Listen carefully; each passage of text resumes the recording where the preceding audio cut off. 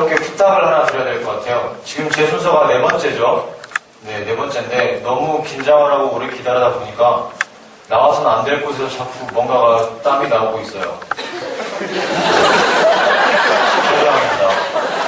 제가 발표를 하는 도중에 제 셔츠의 색의 농도가 짙어지더라도 절대로 당황하지 않고 제 발표에 집중을 해주셨으면 좋겠습니다. 약속입니다, 약속. 네, 알겠죠? 네. 인사드리겠습니다. 저는 심청이나 석공이팀의 김지우라고 합니다. 반갑습니다.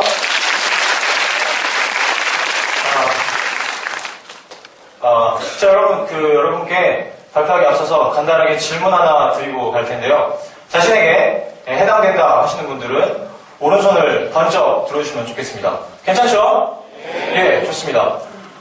질문 나가겠습니다. 나는 현재 건전한 이성교제를 하고 있다 하시는 분 오른손을 번쩍 들어주세요.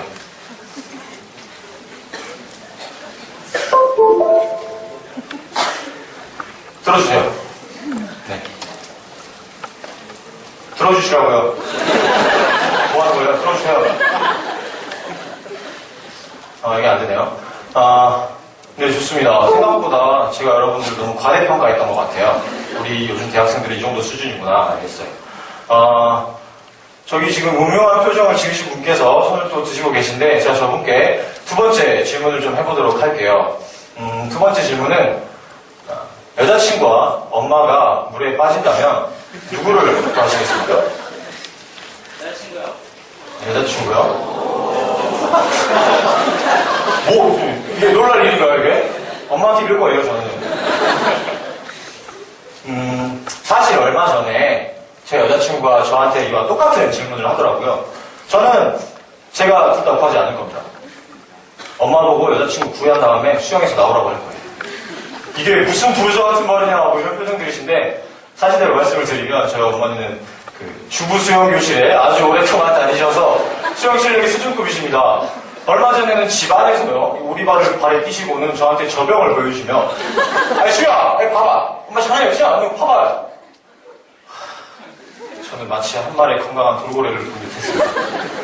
근데 정말로 일어난 일이 일어난다고 하더라도 아마 저희 엄마는 저한테 이렇게 말씀하셨을 거예요. 우리 아들은 수영 못하니까 외면서 안 돼. 엄마가 여자친구 구해갖고 나와볼게. 우리 걱정하지 말고 저기서 밥 먹고 있으면 내 새끼. 이러셨을 분입니다. 네, 맞습니다. 저희 엄마는 저밖에 모르시는 아들 바보십니다. 왜 그런 어머니들 계시잖아요. 어렸을 때 학교에서 선생님이건 친구들이건 쟤네 엄마 그런 분이셨어요. 극성이신. 네. 근데 저밖에 모르고 사시는 저희 엄마가 저는 조금 부담스럽기도 했는데 그래도 항상 든든하고 저는 좋았습니다. 근데 이 저에 대한 사랑은 아빠도 엄마보다 더 부족함이 없었어요. 아빠가 일을 가셨다가 몰래 중간중간 제 어릴 적 집에 오셔서 저랑 같이 이렇게 게임기를 해주셨어요. 요즘에 플레이스테이션 이런 거 많이 하잖아요. 그죠? 근데 제가 어릴 때는 그런 거 아니었거든요. 이게 남자분들 아실 거예요. 이렇게 팩 딱 뽑아가지고 맞아 뭐 안 되면 이렇게 빼고 아시죠 그거? 네. 그것도 해주시고 주말이면 항상 저랑 같이 나가서 캐치볼도 해주시고 저희 집은 바다에 있기 때문에 낚시도 가고 그랬습니다. 그래서 저는 아빠와 함께 행복한 어린 시절을 보냈어요. 근데 이상한 일이 벌어졌습니다. 아빠는 분명히 저와 둘도 없는 친구였고 또 못하는 게 없는 멋있는 슈퍼맨 같은 사람이었어요. 근데 시간이 갈수록 우리 아빠가 슈퍼맨이 아닐지도 모르겠다라는 의심을 하기 시작했습니다. 제 키가 커질수록 아빠의 키는 점점 작아졌고요. 제가 외모에 관심을 갖기 시작할 때 아빠를 보니까 아빠의 변화한 모습은 더 이상 저한테 멋있게 느껴지지 않았습니다. 거기다가 제가 학년이 더 될수록 아빠와 함께하는 시간은 점점 줄어들었고 아빠는 저 대신 TV와 친구를 하시더라고요. 근데 제가 고등학생이 될 때쯤에는 제 머릿속에 이제 아빠의 모습은 더 이상 멋있는 슈퍼맨이 아니라 소파에 누워있는 모습밖에 남아있지 않았어요. 근데 이건 이유가 있습니다. 저희 집은 부모님이 같이 가게를 하십니다. 근데 가게 일이 끝나면 분명히 엄마는 집에 오셔서 이 집안일까지 밤늦게까지 하세요. 근데 아버지는 이 일이 끝나는 순간부터 손 하나 까딱 안 하고 누워가지고 이렇게 TV만 보시는 거예요. 너무 싫었습니다. 근데 한 번은 엄마가 좀 아팠어요. 아니 근데 그때도 그렇게 누워만 있더라고요. 전 태어나서 처음으로 아빠한테 버럭버럭 소리를 지르면서 화를 냈던 것 같아요. 아빠, 지금 뭐하는 거야? 엄마 아프잖아. 아빠 소연이나 말이 없는 거야. 가갖고 좀 도와주면 덧난가? 뭐하는 거야 진짜 짜증나게. 하면서 저는 방문을 쾅 닫아버렸습니다. 그때 그 사건 이후로 저는 더 아빠를 싫어하게 됐습니다. 그리고 제가 이 여수에서 광주로 대학을 가게 되면서 제 스스로에 약속을 하나 했습니다. 이 집안일 때문에 힘들어하는 엄마를 위해서 주말마다 꼭 여수를 내려가서 엄마를 도와드리는 거였어요. 여러분 제가 이 약속 지켰을까요? 못 지켰을까요? 지켰어요. 여러분 말한 대로 못 지켰습니다. 여러분 그렇게 말을 좀 크게 못 지켰어요 이렇게 말씀하시는데 제가 어떻게 지킬 수 있었겠어요? 농담이고요. 제 약속은 그냥 날아가 버렸어요. 솔직히 말씀드리면 내려가긴 내려갔습니다. 내려갔는데 내려가자마자 저는 가방을 풀어 던지고 밤새도록 친구들과 좋아 랜덤 게임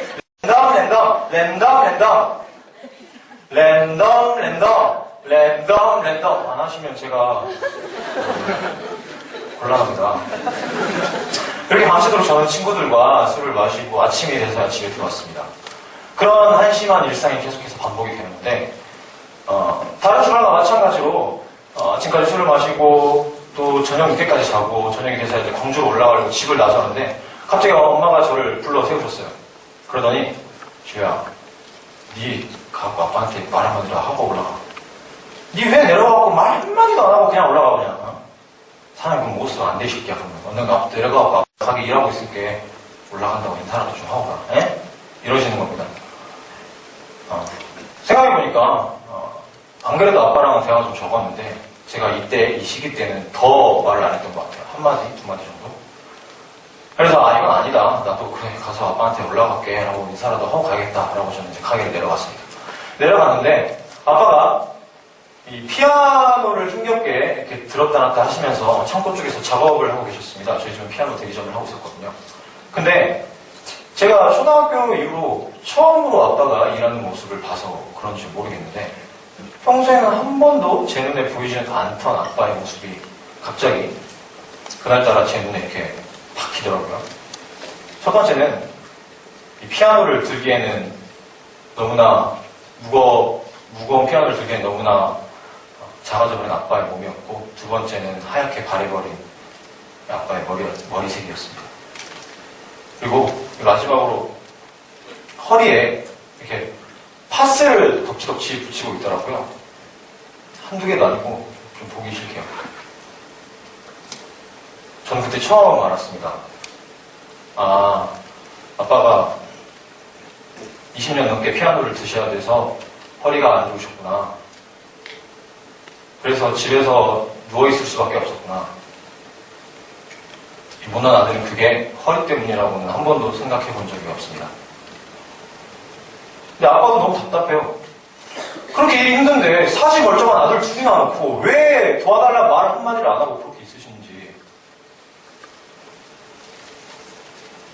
근데 그거보다 더 짜증이 나고 더 저를 답답하게 만들었던 거는 제 자신이었습니다. 그 상황에서 가서 아빠를 도와드려 라고 이 머릿속에서 시키는데 제 발걸음이 떨어지질 않는 거예요. 생각을 해보니까 전 태어나서 한 번도 아빠한테 아빠 이거 같이 해! 라고 제가 먼저 다가본 적이 없던 겁니다. 그게 어색했던 거예요. 그게 겁이 났던 겁니다. 저를 키워주시느라 거칠어준 손 한 번 잡아드린 적도 없고 저는 허리 한 번 주물러드린 적도 없습니다. 그 손잡고 허리 주물러드리는 거 별거 아니라는 거 쉬운 일이라는 거 분명히 저는 알고 있었습니다. EBS의 한 자료에 따르면 우리나라 아버지와 자녀의 관계 지수는 56점이라고 합니다. 그러니까 아빠와 나는 56점짜리 관계다 이 말인 겁니다. 어떠신가요? 여러분도 혹시 저처럼 부모님의 감사함에 대해 알고 그 사랑에 보답해드리고자 이 마음 먹은 적도 많지만 혹시 실천하지 못하고 있진 않으신가요? 저희는 바로 여기서 불편한 진실을 발견했습니다. 이 스스로 마음먹은 아주 작은 힘조차도 실천하지 못하고 있는 우리 자신을 발견했을 때 우리는 아주 불편해지게 되는 거죠. 그렇다면 우리는 왜 실천하지 못하는 걸까요? 인간은 한 번도 해보지 않은 일에 대해서 불편함, 두려움, 어색함 같은 감정을 느낀다고 합니다. 동의 가능하시나요? 네. 저희는 바로 이 한 번도 해보지 않은 것에 대한 어색함이 바로 그 이유라고 생각했습니다. 이 두발 자전거를 처음 탔을 때처럼 시작하기 어려운 일들도 막상 시작해보니 별일 아니다라는 걸 우리 모두는 알고 있습니다. 그래서 이 처음의 시작, 한 번의 시도가 중요하다는 것 또한 우리 모두는 알고 있습니다. 그렇다면 어떻게 우리는 이 어색함을 느끼고 부모님께 좀 더 가까이 다가올 수 있을까요? 이 생각보다 우리 대학생들에게 해결의 실마리는 가까이 있었습니다. 나에게 시작의 계기를 만들어주고 다른 사람과 함께하기 때문에 책임감이 부여되고 또 내가 하고 싶은 것들을 바로 도전해볼 수 있고 무엇보다 나의 가까이 있는 것, 이 바로 스터디입니다. 여러분 스터디 하시면 뭐 토익 스터디, 취업 스터디 이런 것만 생각하실 텐데 혹시 생활 스터디, 다이어트 스터디, 돈 관리 스터디 이런 거 들어보신 적 있으세요? 근데 이런 스터디들은 꼭 공부가 아니더라도 구성원들끼리 같이 동기부여해주고 또 공동으로 정한 그런 목표를 위해서 함께 모여서 노력하는 하나의 학생들의 모임일 뿐입니다. 그래서 저희는 이 스터디와 효를 한번 합해보기로 했습니다. 소개합니다. 바로 효 스터디입니다.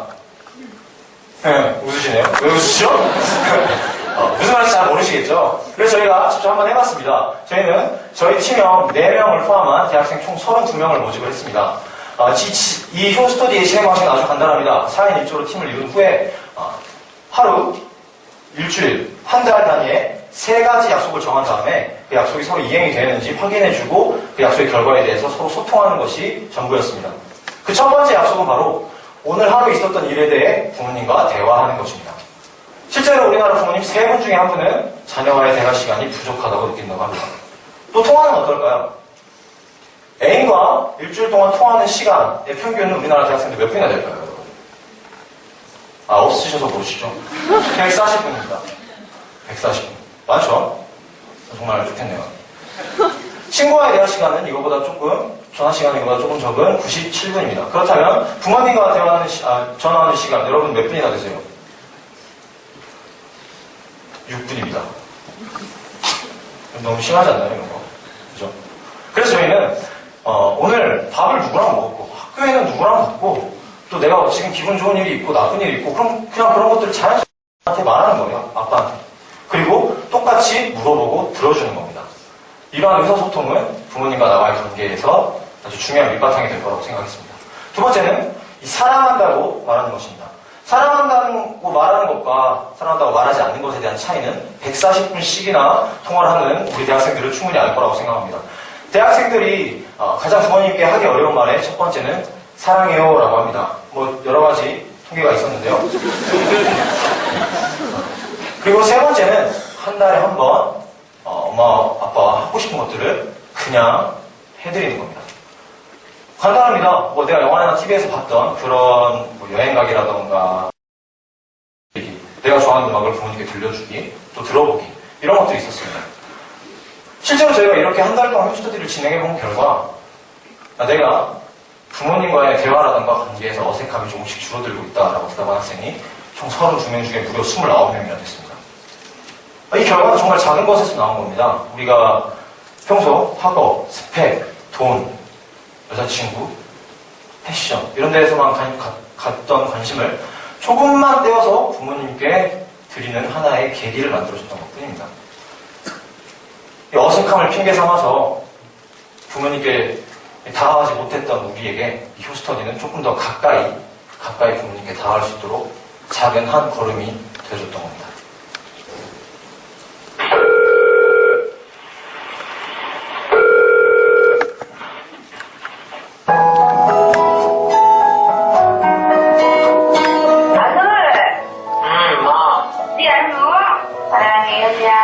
나도 사랑해. 오, 우리 아들이. 아유, 엄마 잠 못 자게 생겼네.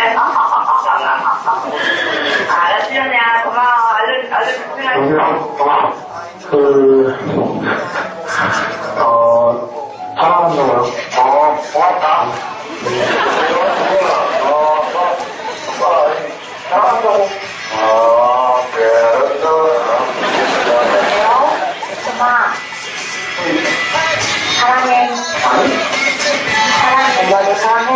네, 그런 거 있는데.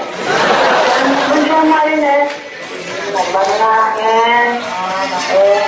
여러분, 우리에게는 어릴 적 많은 중년보다 더 멋지고 기대했던 슈퍼맨이 있었습니다. 내가 아플 때나 힘들 때 언제나 우리 곁을 지켜줬어요. 근데 우리가 요즘 조금 그 슈퍼맨을 찾지 않고 있는 것 같아요. 오늘은 슈퍼맨에게 전화 한 통 해보세요. 아마 여전히 우리 곁에서 우리를 지키고 있을 겁니다. 감사합니다.